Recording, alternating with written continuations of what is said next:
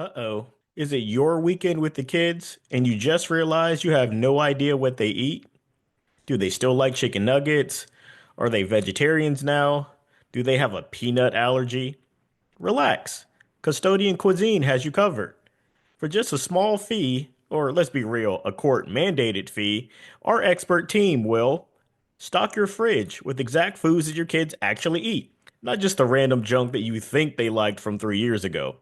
We will label everything so that you don't mix up your lactose intolerant kids' dinner with their siblings' extra cheesy mac and cheese. Provide a cheat sheet with dietary needs, meal preferences, and a list of phrases not to say at the dinner table, like, didn't you used to love pepperoni? And for a limited time, use promo code POSTMORTEM to receive one free coaching session. That way, whenever your kid asks, do you know what my favorite meal is? You can actually lie in the way that sounds believable. Custody cuisine, because remembering basic facts about your own kids is way harder than it looks, so don't do it alone.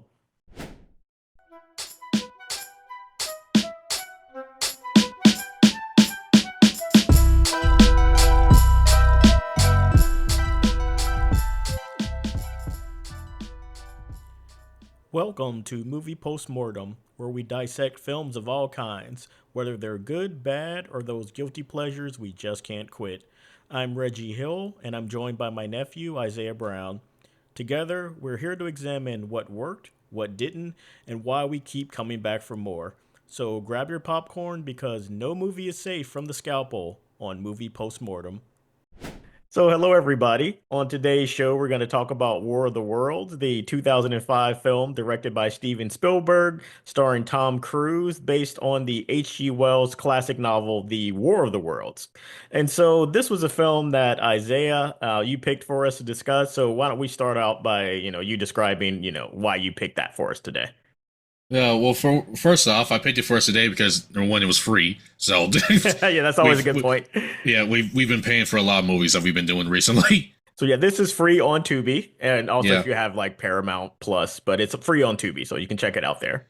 yeah. And number two, I remember looking very fondly on this movie when I watched it the first time years ago, and so I was kind of wanted to revisit, see like, man, is this magic still there years later? After we've become jaded, like crotchety old men watching movies and reviewing them on our podcast. Yeah, this is one of the films, even though it came out like 20 years ago. I remember watching this at least twice in the theater. I own the Blu-ray, and so this is one of my favorite films. Even though we do have our favoritism of it, there are some very, very fair criticisms of this movie.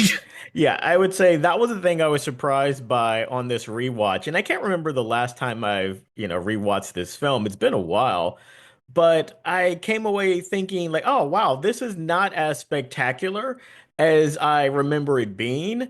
And I think I was looking through, kind of rose-colored glasses about it even back then, where I never feel like anyone's opinion of a movie has to fit into what everybody else thinks. But when I looked at the scores in Internet Movie Database and some other place look at the criticism, I was like, yeah, that's fair. And so like I would have considered this movie an automatic 4.5 or 5 star film, but like realistically, kind of looking at it after I watched it, I would say the impression I got was I can only say this is probably a 3 out of 5 film, which I consider a guilty pleasure film for me. Yeah, that's exactly where I'm sitting here too. I'm sitting here either like a 2.5 out of 5 or like a 3 out of 5. Because it's weird. Like, when I got finished with the movie, my first thought wasn't, man, that was really good. My first thought was, man, this could have been a whole lot better. Yeah, and I think that's the thing that I felt after I watched it as well was I couldn't help but kind of see some of the things that could improve. And that's like you said before, maybe as we've been doing the podcast, we're diving into these films, we're getting kind of better at seeing ways to improve films. And I don't think that kills our enjoyment of films. We've rated plenty of films highly so far, but Yeah, looking at this film, I couldn't help but see some very big holes, in the story and the production itself that we'll talk about as we go along. yeah. Yeah, And and what I think we have here with War of the Worlds is ingredients being changed from the original source material, but not for the better. yes, and there's no way to talk about this film without talking about kind of the previous War of the Worlds, which again is also one of my favorite films, which I own on, Blu-ray as well. And the interesting thing when I think about it, I watched that version of War of the Worlds that came in the 50s. I actually watched that more than this one, which I think is very telling. Yeah. We'll talk about some of the, reasons why, as we dive into it. Well, yeah, was considering that you're gonna have to be my my guru for this episode, considering that you've watched the previous War of the Worlds. And do you have any knowledge about the book or anything like that? Yes, it's actually one of my favorite, I guess, would say, intellectual properties. I own, a copy of H.G. Wells' novels along with some of his other works. And so it's one of my favorite stories. And so for anybody, listening to this podcast, I would just put that out there right now. I'm very biased in my love of The War of the Worlds by H.G. Wells. And I'll talk about how that factors into, what I think about this movie as we go along, but I'll just get that up front. I'm biased in that regard. Yeah, and here I am. I'll be giving you the unbiased review of this, to where like I know almost nothing about the original property except for a few bits and pieces that I feel like now that I know, it makes the viewing of 2005 War of the Worlds a little bit worse. But I'm still your straight man for this episode. Perfect. And so with that, let's dive a little bit into the basic kind of setup in the plot. We're not going to do a full plot rundown, but I think we kind of set the stage for what happens. And so the film opens with a narrator voiced by, Morgan Freeman talking about, how extraterrestrials with immense intelligences have grown envious of kind of humans having the planet Earth, and they've been plotting, to kind of take the planet from us. And as the story opens, we see a kind of longshoreman, a guy who works like a crane operator, Ray Ferrier, played by Tom Cruise.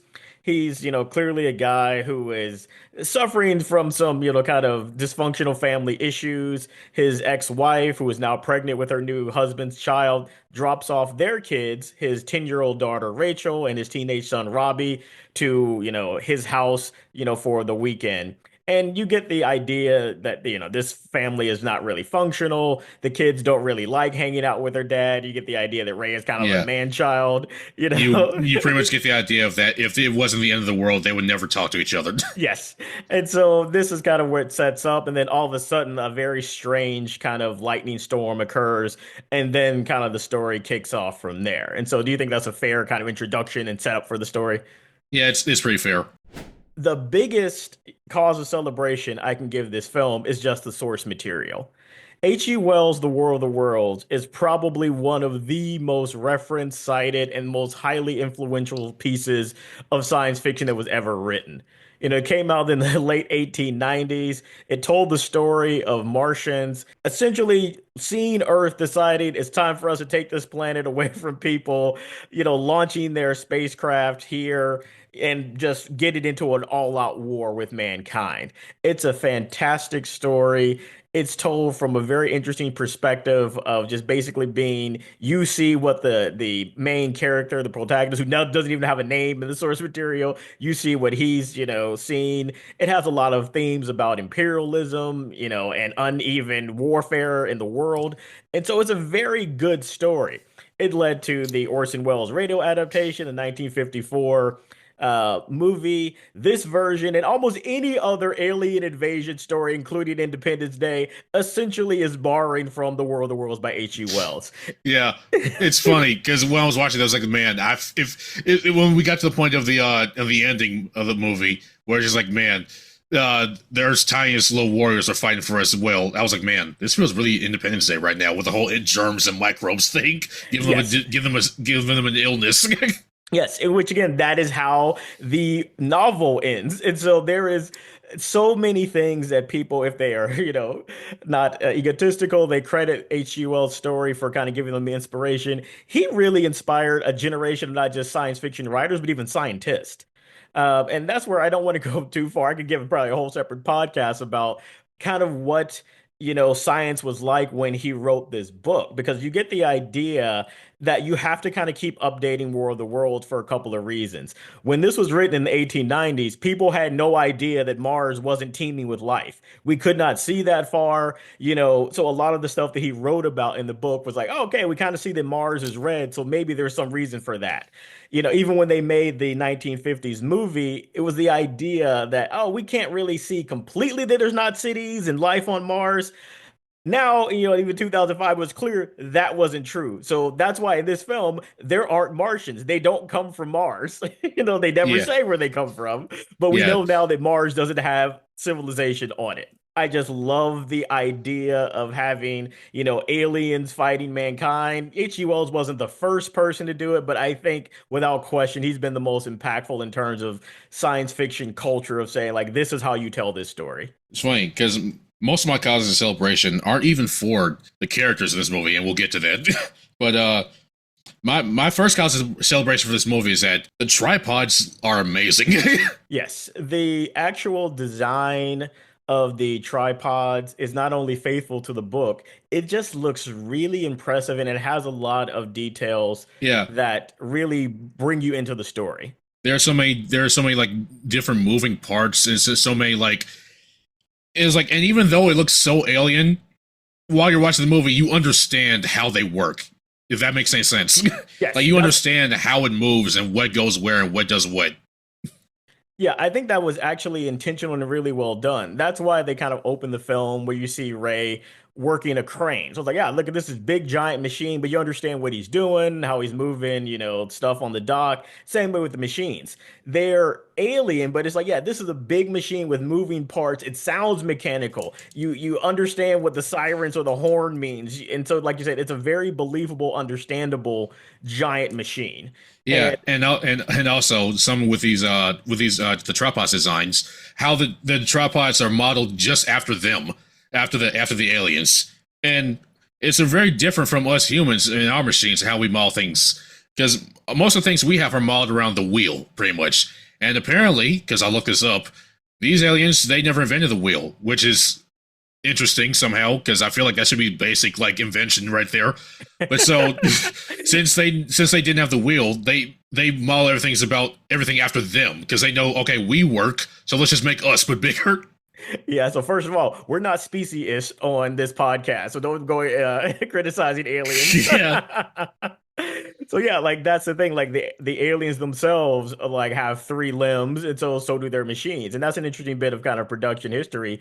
In the 50s version of this story, they couldn't get like tripods. With legs that work well enough. When you see the actual tripods from that old film, it looks like they're flying, but you kind of see these beams of light coming out the bottom because they were trying to show that they had three legs, but the technology really wasn't there for them to do it. So it really looks like they're flying machines, in the 50s film, but it was supposed to show the three legs. So just for the yeah. sake of, being faithful to the source material, this one's the best because they actually show what they look like. And another cause celebration here. There's some good like disaster slash consequences scenes in this movie. Because here's what I mean. Here's my first example. There's the scene where the girl Rachel she goes just on wandering off by herself because she doesn't listen to her father because of course she does. And she goes off to the lake and there are just so many bodies just flowing down that river. Conveniently when she gets there, but Yes. that I like that, and also the scene later where there's just clothes and just like inorganic material just falling from the sky. That I like that as well. Yeah, and I would kind of group this under one of my calls of celebration, which I would call post 9/11 commentary. Uh, Yeah, I'm glad you brought this up because while I was watching the movie, I was thinking like, man, this was made in 2005 when it yeah, every like the first 10 minutes they're like, oh, is it the terrorist? Is it terrorist? yeah, and I think this is one of those films that does a great job of showing that. And many people know and talk about how Godzilla, the original film in the 50s, was clearly, a response and kind of a fictionalized version of the horror and atrocities that people, in Japan witnessed when the atomic bombs were dropped on them.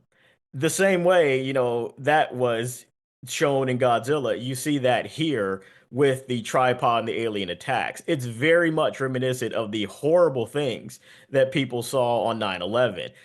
The dust, the fact that the heat rays blow, and destroy and vaporize, the humans and just completely blow up everything. It's so reminiscent of the ash clouds that were in Manhattan that day. So you Yeah, understand clearly, like they were trying to do that imagery and show that fear. Because yeah, like I and was, and to not take and to take you even further, there was literally a crashed airplane in that one Yes, scene. yes. It really does a great job of capturing that uncertainty that whatever was happening, it must be terrorists. Even if it doesn't make sense, it was just that feeling that no matter where you were, if something exploded or if there was a loud noise, is that a terrorist attack? Is that the terrorist? And so, Rachel thinks it, everybody thinks it. And so I think that that was one of the things that I really appreciated even more so now, 20 years later, was that, yeah, they were brave enough to put in kind of some very direct imagery that is meant to invoke, 9/11 memories for people in that film. And so I threw out my two reasons. Why don't you give Yeah. another reason why you're tooting your horn? And this is kind of part of, what you mentioned before, but since you mentioned horn, the sound design in this Oh film is yeah. amazing. Well, I It kind is of grouped that so under good. tripods. Yeah, it is so good.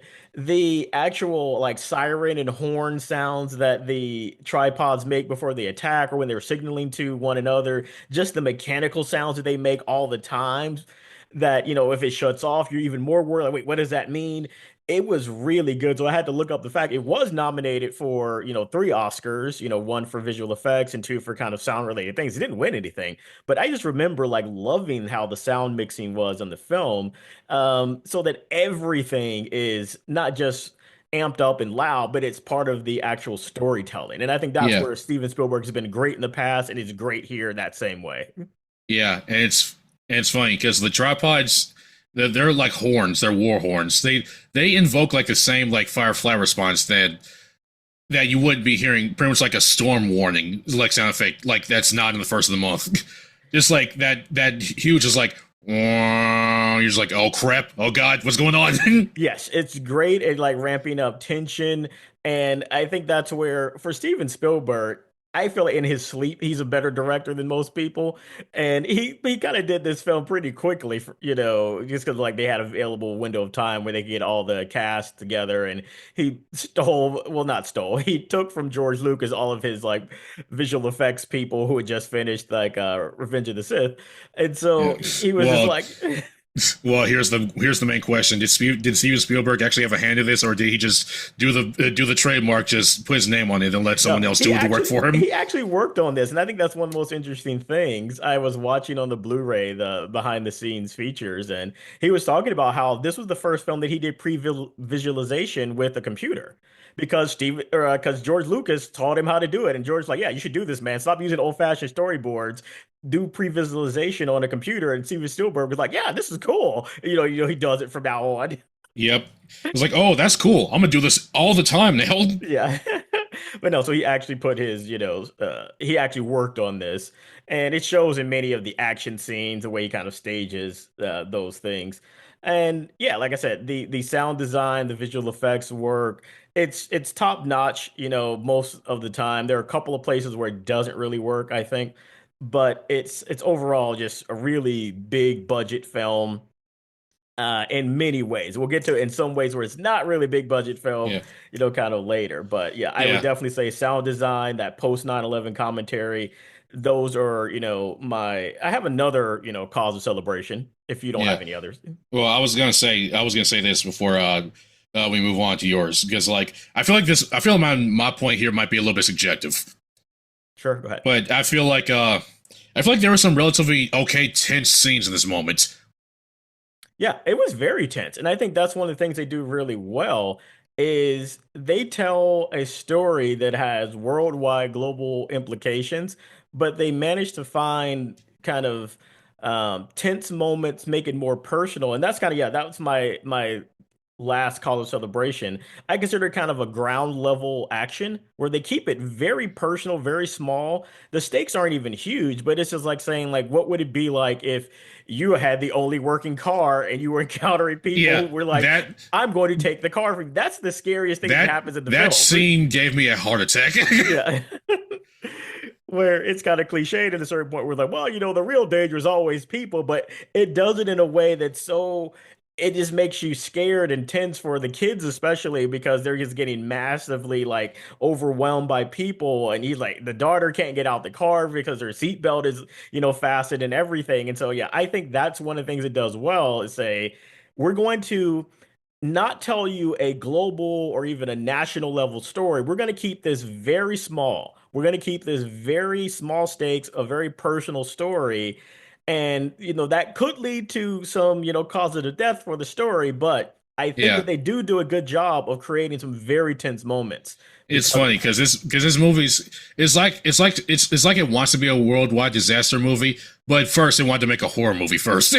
the film that came out a few years before this was Signs by M. Night Shyamalan, which tells an alien invasion story, but it's centered on one family in a farmhouse. That's all you encounter, and that's all you really see. In many ways, Spielberg, who I'm sure M. Night Shyamalan would say, was an influence, he's kind of doing the same things that Signs did, but saying, let's keep this really small in a way, but he's kind of mixing it with, like, again, that big Independence Day type of feel. There is nothing in World of Worlds that happens that is not from the character's perspective. So if, Tom Cruise's character didn't see it, your characters don't know about it. So there's no cut to the White House. There's no, this is what the military is doing. You're not seeing the, airplane pilots, diving in for bombs because his character doesn't see that. So that keeps the story very grounded, which I liked. I think for a lot of people, they wanted more. They wanted Independence Day, and this film is simply not that deliberately. Yeah, and so yeah, but that opening tripod attack, like that was probably the reason, that was reason enough for me to see the film a second time. It's just amazing to see the sound design, the first effect of seeing people literally turn to dust by the heat rays, which again was just well done in the production design and the visual effects. Like, how do you do a heat death ray in a way that's different than other movies? They really came up with the unique sound design, the kind of like forceful effect of it. It was just Yeah. really cool. Like, And that's it's the thing also I really love. it's also really cool too because when you get again the consequences. Because after that whole heat ray thing happens in the opening, Tom Cruise runs back. His family's like, what's all this crap on you, dude? Like, are you okay? Like, what's all this mess on you?" And they're just like, "Okay, what?" Because they're just looking at him like, "Okay, he ran through like a factory of baby powder, or whatever." But Yeah. for him, because he was there, he is losing his mind and freaking out because he literally has human dust all over him. Yeah, he's basically covered in cremated remains of people, and that's one of the things also that I like in the story is you see he's a bad father. We'll talk about that later. Well, But we'll get there. yeah, we'll get there. You see him trying to spare his kids, especially his 10-year-old daughter, from understanding the horror that is out there. So he doesn't want them to know, like, I'm covered in human remains. He Yeah. tries to literally keep his daughter from looking at some of the carnage around her most of the time. And so, like, you get that effect of him really being a protective father, even if it's not a great one, of saying, like, I want to spare my kids kind of the trauma that comes from seeing these things. Yeah, and this is like a little nitpick. This is mostly just a thing of this is just a problem with me, pretty much. But I'm just like, how do you shield your daughter from all of this? And number two, like you're kind of doing your kid a disservice, right? Trying to make her not see all this disaster that's happening around her. Like I understand why he doesn't want her to see and anything like that, or doesn't want her to witness any of this to the best of his abilities. But like there's only so much he can do to cover her eyes from all this, right? like, Yeah, very true. And I think that's an overall kind of lesson, like you said, about whether it's good, bad, or more importantly, I think whether or not it's even possible. Like you said, like he's trying to shield his daughter from it. He's trying to protect his son from it, where it's causing more of a rift between them because like it's impossible. It's too widespread. It's too in front of them. And again, they're afraid not just because of what's going on. They're afraid because they see his reaction. And I think that's one of the things that, again, Steven Spielberg's a master filmmaker. I like a lot of times you're not really even seeing the tripods directly, especially if in the yeah, beginning. most of the time you're just seeing their legs or what they're or the results of what they're doing. Yeah, and you're seeing the reaction of other people who are looking at them. Like a lot of times, even showing them kind of in reflections that people are seeing. So you're watching how they react. You, like you said, you see a leg, you see a part of them going by, and you're seeing everything again from that ground, 6 foot level, what it would look like. So yeah, you wouldn't have a clear view of the tripods at first because the character wouldn't. You would just be freaking out because you see something gigantic and you're seeing everything explode around you. And so those are all the causes of celebration that I have. You want to move on to causes of death? Yeah, let's go into causes of death. First, let's break for some ads here. Yeah, let's pay some bills and we'll come back with our causes of death. Are you tired of traffic, sick of bills, exhausted from pretending that your vote actually matters? Well, it's time for a real change, a Martian takeover. That's right. This election season, we're endorsing the Martians from War of the Worlds as the rightful rulers of Earth. And here's why. No more elections. Tired of campaign ads? Good news. Under Martian rule, there won't be any. Democracy over. Decision making gone. Just cold, efficient alien overlords running the show. A stronger economy. And by economy, we mean giant metal tripods harvesting human energy and blood. But think of the job security. And a unified planet. No more wars between nations because we give up. And honestly, we deserve to lose. The choice is clear. Vote for another broken system or embrace a brighter, redder, tentacle filled future. And for a limited time, use promo code POSTMORTEM to receive a complimentary survival handbook filled with useful phrases like, I, for one, welcome our Martian overlords, and please don't vaporize me. This ad paid for by Humans for Martians. Surrender today for a better tomorrow. Okay, and we're back. So we talked about the cause of celebration for the film, and we had many, but I think this is something where we have to balance out some pretty big causes of death for this film. And so I'll go first. For me, the overwhelming cause of death of this film is the two kids. Oh man. Yeah, and I don't want to be unfair. Like we said, we recognize that kid actors are not responsible for the things they say, so it's the writing. Yeah. Um, It's most of the time it's not actor problem, it's a director problem. Yeah, and so in this film, Tom Cruise's character Ray, he has two kids, Rachel played by Dakota Fanning and Robbie played by Justin Chatwin. And the honest truth is that they are frequently unbearable. And so the first thing that I don't think this story needed was simply a dysfunctional family. There is an alien invasion going on. Dysfunctional family dynamics are not needed in Yeah. this story. It's to the point where like the alien invasion should be enough material by itself. We Yes, don't need this wherever the heck this is. we don't need it. And I'll speak first about kind of Dakota Fanning. Dakota Fanning is a really good actress. She was a really good kid actress. She'd been in many films and done a great job by this point in her career. She was only like probably 10 years old here. She's written as the precocious kid in a way that is so hard to listen to a lot of times that is just an example of bad writing where you see Ray and his son arguing as they play baseball in the backyard, they're playing catch, and she being the precocious kid says to her father, well, you're never going to get through to him that way. It's like no child would say that. So it's just like really bad writing. I've never seen a precocious kid character that I thought was anything other than just terrible writing. you Yeah, know it got to the point to where this is gonna sound harsh, but it got to the point to where him and teenager and his dad had that separation later in the movie. I was hoping, like, man, I hope he doesn't come back. Yeah, yeah. I was like, man, like, you know what? You want to go? Go ahead. See ya. Goodbye. Yeah, and so for the kids, it's just unnecessary for them to have so much tension with their father. And that's where, again, it's a Steven Spielberg film, so it's of course about fathers and fatherhood, but I would say that's where it's kind of weak, where there's really no arc for Ray as it relates to his kids. Yeah, You know, and not only are they so rebellious, but they're unrealistically rebellious. yes, his son, that's what I felt. His son is painted as a guy who doesn't like his dad, calls his dad by his first name and all that. I get it. At a certain point, once his son knows that there's an alien invasion going on, his rebelliousness against his father makes no sense. And also his son being this gung-ho kid who wants to like go along with the military and help fight. I was like, this doesn't even seem like the What same exactly? character anymore. And they made it even worse because even after he leaves, he just shows up at the end of the movie just fine. So I'm just Yeah, like, what happened? we'll There's get to no that. way he went with those military guys. Because again, that was before the shields went down. So it was just like, how on earth did he live? And he's We'll fine get during all this. we'll get to that in a big script stitch up. But yeah, and so just the fact that the kids were so rebellious, the precocious nature of Rachel, it was just too much.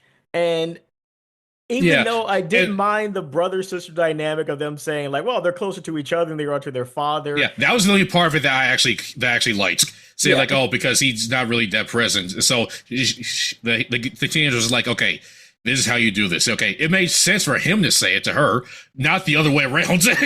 yes. And so that's where, again, believably, Rachel is not at a age and a mental capacity to where later she has a really big emotional outburst when Robbie is trying to leave and join the military, and she goes up and she's screaming like, "What are you trying to do, Robbie? Why are you trying to leave me? Who's gonna take care of me if you're gonna go?" And it's awful. It's like Dakota Fanning is a good actress, but I like cringe just listening to her say those lines because like I don't believe that the 10-year-old daughter would have the wherewithal to think and more importantly vocalize what she's feeling and the dynamic of their relationships that way. It's just not believable.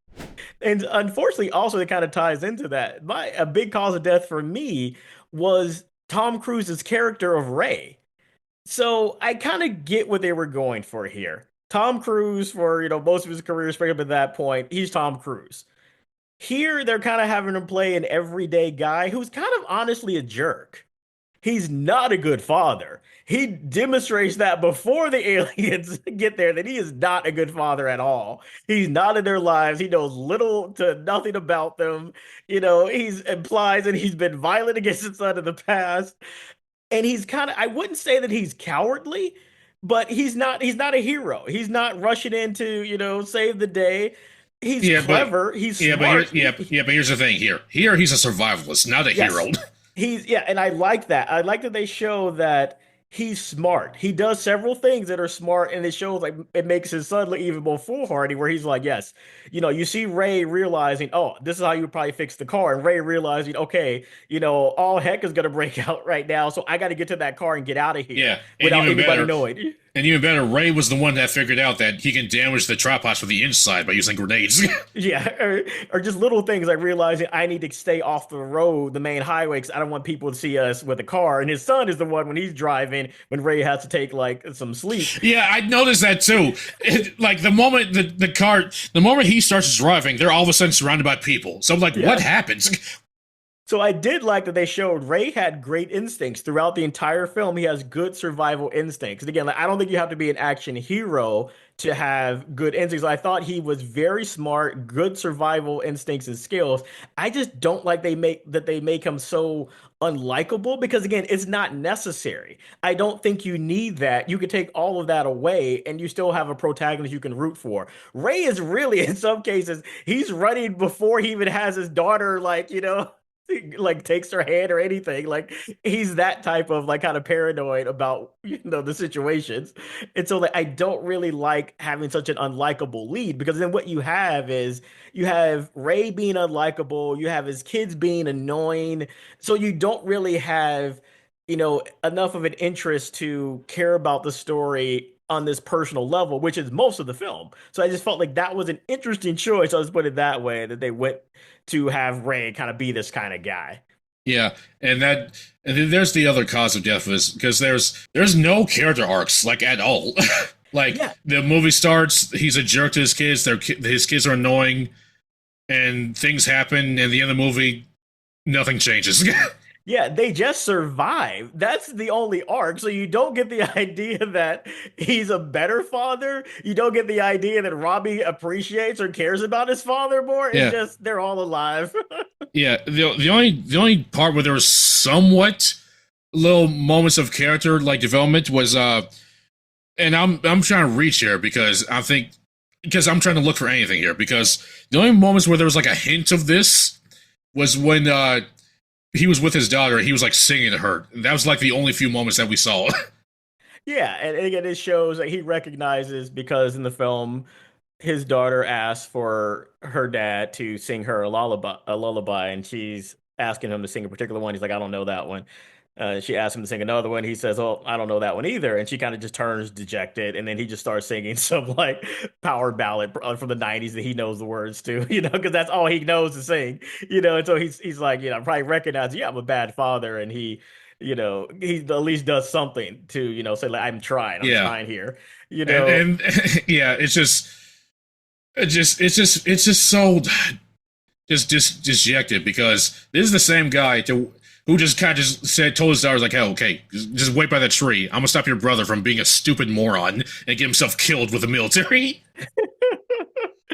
Or more important, even in the beginning of the story, when his ex-wife drops her off, she's his daughter is struggling with the suitcase, and he just watches. So his pregnant ex-wife's like, "Well, I'll get it," and she goes and reaches and gets the suitcase and carries it up in the house. And he's just that kind of guy. We're like, he's a terrible father, a You know person. what? I forgot that happened. He doesn't have any food. He doesn't know his daughter has like a peanut butter allergy. There's just like so many things. It's like he's just not a good person. Which again, like I get, yeah, good on you, Tom Cruise, for kind of taking a different type of character. But again, I don't think you want such an unlikable main protagonist and family members in this film. So like I Yeah, just felt like that was the biggest cause of death for this film. It does seem anticlimactic. There's no other way to put it. It's simply the fact that the aliens are not beat by anything that mankind does. Spoiler, if you haven't watched this or read the book, go do those things. They're beaten by the fact that there are, bacteria and viruses and germs on this planet that just kill them. And so yeah, eventually they just peter out and collapse and die because of Earth's own kind of natural immunity against outsiders. That and just is it's funny too because like apparently these aliens were planning this invasion for who knows how long. So like on one hand, you're just like, okay, I understand why they wouldn't be using these microbes because why would they? But on the other hand, is you were planning this invasion for years. How are you not ready for microbes? Yeah, but again, like that's when you look at the actual source material and why it was kind of written. It's a direct parallel to say like, oh, well, these people from this one country came to this other country, and one of the things that probably killed them more than anything was unfamiliar germs or germs that they had no immunity to. Where it's like, wow, the people who live here aren't wiped out by this disease the way you guys are. And so it's like, yeah, that's how the book ended. But it's like when you watch a film, you kind of want something more. And also, it's very abrupt. Like I felt like this film, it's kind of a little bit less than 2 hours. I felt like there was probably like another 20 minutes that could have happened before you get to that point because you have the big scene where Ray rescues his daughter who's been like kind of captured by one of the tripods, and it's a nice, rescue. And then you just see them like walking in the city, and then they realize that the shields are down and the aliens are dying. So it was like I felt like there was something missing between there because yeah, it's very anticlimactic. Then it's like okay, it's over. Like that's it. Yeah, it goes from like Tom Cruise and his daughter being sucked up in the tripod. He takes it down, and then we flash forward to where everything's dying. So I'm just like, did we skip a scene? What happens? So my last cause of death is something that I really remember once I did the rewatch. It's actually the cinematography. This film has a very kind of glow, bright haze to it, which kind of makes the scene sometimes look like like they were overexposed or too much light. And that's something that is really kind of firmly because of the guy who was Steven Spielberg's kind of director of photography, Janis Kaminski. He worked with Steven Spielberg on a few films back in the late 90s, early 2000s. And I remember this same look in the Minority Report. And when I saw it again, I was like, oh yeah, I don't like that. I don't like the kind of hazy glow feeling, especially in the daylight scenes. And I'm not sure why for a few years, Steven Spielberg was just like, yes, I love this. I love the way this guy does this. It just doesn't look right. It looks fake. And again, it makes it like look like the film is cheap or like I kept thinking like it looks like poorly exposed or something. And so like I just don't like that cinematography. And so I'm not sure why he did it. And I just kind of remember, like, oh yeah, I remember. I don't like this. Yeah, for most of those moments, I tried to give it a pass because I was like, oh yeah, this is 2005 maybe, so maybe that's why I'm having issues with this. But No, it's you not. brought up It's an interesting yeah, point there. it's not at all. It was a very deliberate thing that he used to do because I remember, yeah, Minority Report has that very same effect. It looks that way. It's them deliberately choosing to have this bright, glowy kind of look to it. I just don't like it at all. Okay, and so that's it for our causes of death and causes of celebration. And so we'll take a short break and we'll come back with our script stitch ups. Looking for a vacation destination that won't get obliterated by aliens, flattened by monsters, or turned into a dystopian wasteland? Welcome to Boston. That's right. While other cities are constantly getting invaded, flooded, nuked, or time looped into oblivion, Boston remains safely ignored in the background. Washington, D.C., always the first to go. Los Angeles, toast. New York, it was probably destroyed before the credits even started to roll. But Boston, still standing. Come stroll our historic streets knowing that no supervillain will ever turn our skyline into rubble. No giant monster will have a climactic battle in our downtown, and no meteor will ever consider hitting us because it's just not worth the screen time.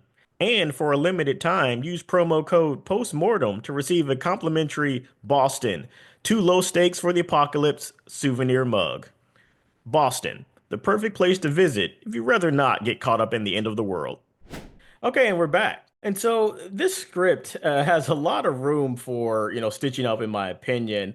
And let's start kind of at the beginning of the story in many ways.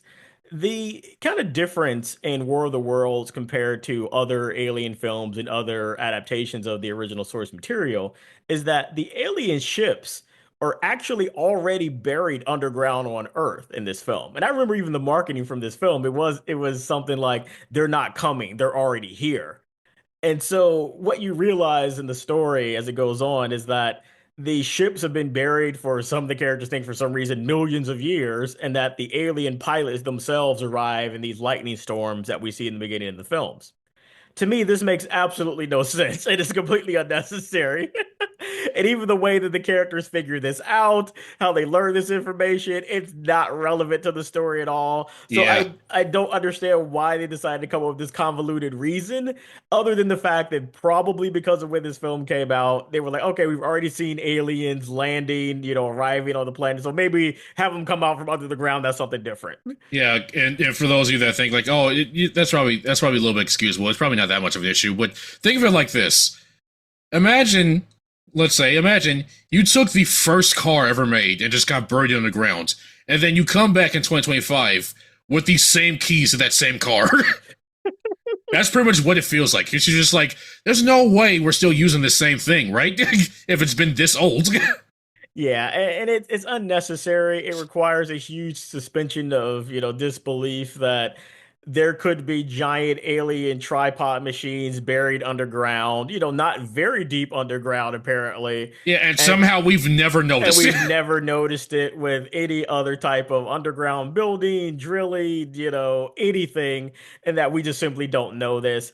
And that's where even for films that, fall into the genre of science fiction or whatever, it's like just try to be more realistic. Where again, you're saying that there are alien technologies in other planets. Why did it have to be underground? That's just not a believable thing. Is that movie originality, or is that also present in the book? No, in the book, the aliens simply arrive in what people think are meteors, and then they kind of Okay, all right, they yeah, that makes a realize the lot more meteors sense. are actually like the coverings of the alien crafts, which kind of emerge from there, and then they do the attacks. So yeah, it's like it doesn't make any sense. It's like yes, they were Yeah, already underground. that explains a lot. Yep. Yeah, so like yeah, usually when you see things that are just like bad writing, and you're like, well, why would the author? It's like no, the author didn't have that stupid thing there. They actually had a better reasoning. The alien tripods in this film, they have a force field. The force field has Yep. been overly used in science fiction recently. I think I'm that's Yeah, for a movie about War of the Worlds, I'm so sick of just everything just having force fields, especially this, because again, everything the military is doing, like high caliber weapons, whatever, just don't work because that stupid force field. Like I hated it there. I also hated it in Independence Day too. yeah. And that's where I think unfortunately most of these films get the uh, notion from the 50s version of the film, which had this force field. It's not in the original novel. They don't have a force field in the novel. In the novel, they're just superior machines that, the military can take down. They have the Yeah, ability they to win. can't take them down. It's just really tough. Yeah, it's really tough. It's actually a war. You see the war fought on land, you see wars fought on ships, and it's really kind of impressive. They also deal with a different type of technology. One of the things that I've not seen in any of the movies, I think some of the TV show adaptations, I haven't seen them all. The aliens mainly attack through their heat rays and this black smoke. And so, even in the novel where they're addressing, like, yeah, warfare takes on an entirely new level when you do things like, I'm just going to poison, my enemies with germ warfare. And so the aliens have this black smoke that just chokes out and kills anybody it encounters. So, like, they're exterminating people. Like, they keep using that term and, analogy. You see that in the book, like the description of the black smoke, killing everybody. And so, I don't think it's fair when you give the aliens, force fields, Yeah, I'd say be creative, give them even more powerful weapons so that even if you yeah. can beat them with American, military, but have them have something that's even more impressive. And so that was where even in films like Independence Day, where they took it outside of even the main motherships, where every individual fighter had their own force field, it actually makes it so anticlimactic because you don't even believe, even if you're watching the story for the first time, that your heroes have the ability to win. So I think that's one of the things that it is removed from the story when you have easy cheats like that, is you have to make it feel like your heroes can win. And so just remove the force fields. Like you said, it was in the original material to where like I feel like this movie could have very easily done the multiple protagonist angle. Yes, 100%. I don't think you need to stay with the characters the whole time. Or more importantly, my last kind of big script stitch up, which you addressed earlier, you can't have Robbie survive if you want to go with the arc that you set up, which was that Ray needed to let his son go because it was impossible for him to keep both of his kids alive because one was just being so unreasonable that he was going to get them all killed. You can't have Robbie survive the film. Or more importantly, you can't have Robbie just show up at the house and for us to have no idea what he went through. Exactly. Just you're just sitting there like, wait, he lived? What happened? How did he live? That makes no sense. Because at the end of the film, once, Ray and Rachel have made it back to the family, home where mom is, you see daughter run up to mom and you think, and I remember my heart just dropped because I'm thinking Ray has to explain to his ex-wife, our son is dead. I couldn't bring him home. And you're just waiting for like what that gut punch, will be. Then you see Robbie there. And Robbie is just like, hi, dad. And he would call him dad before. Until you get like, okay, well, Robbie has had some major development, but we didn't get to see that. Yeah. Because again, I didn't feel like Robbie wouldn't have respected his dad still then. He would have been like, hey, Ray, what took you so long? Yeah, and here's also what I was if they really wanted to be some development, which even though it would make no sense for the movie with what we had, if you wanted to do some development, have it to where like at the end of the movie when his daughter goes up to hug his mom, have her run back to her dad afterwards. Yes, something like you don't feel that either of his kids, maybe Ray again, maybe sorry, you feel like maybe Robbie respects his dad for some reason, but his daughter doesn't respect him anymore than she did at the beginning. So again, like there is no real journey here. It's just like, yes, he managed to survive an alien encounter and brought his kids, to Boston. That's it. Okay, and so we've covered, kind of all of our script stitch ups, and so let's just do kind of a recap. I still feel this is a really enjoyable film to me. It's a guilty pleasure film. I love the original property so much. The special effects on this film, the sound design, the tense set pieces and action that Steven Spielberg does in this film still is something I find really enjoyable. The kind of poorly written dysfunctional family dynamic is the big thing that weighs this film down, but it's still something that I enjoy watching. But I can just see, especially as kind of time goes on, how much this film has got a poorly aging. It still serves as a great post 9/11 commentary kind of film. I'm still waiting on somebody to do a truly, impressive adaptation of the original War of the Worlds novel. And so until then, the best I could say for this film is that 3 out of 5 star guilty pleasure for me. I feel like this movie has to fit in the guilty pleasure category because it's not good and it's not bad either. It's just in that low range right there in between. Because again, like as much as I want to like love this movie, put it in my top tens, but the family drama was just so grating. It brings the film down so much for me to where I can't rank it higher if I wanted to. So I feel like 3 out of 5 is where I'm gonna stick for now. Yeah, I think that's fair. And so we both land on 3 out of 5. And as we mentioned when we opened up the show, you can actually watch this on Tubi for free. I can't talk about Tubi Yeah. enough. It's really Well, awesome. until they yank it, probably, which they like doing for Yeah. some reason. Yeah, they have a rotation of movies and TV shows, but you can find it for free on Tubi for now.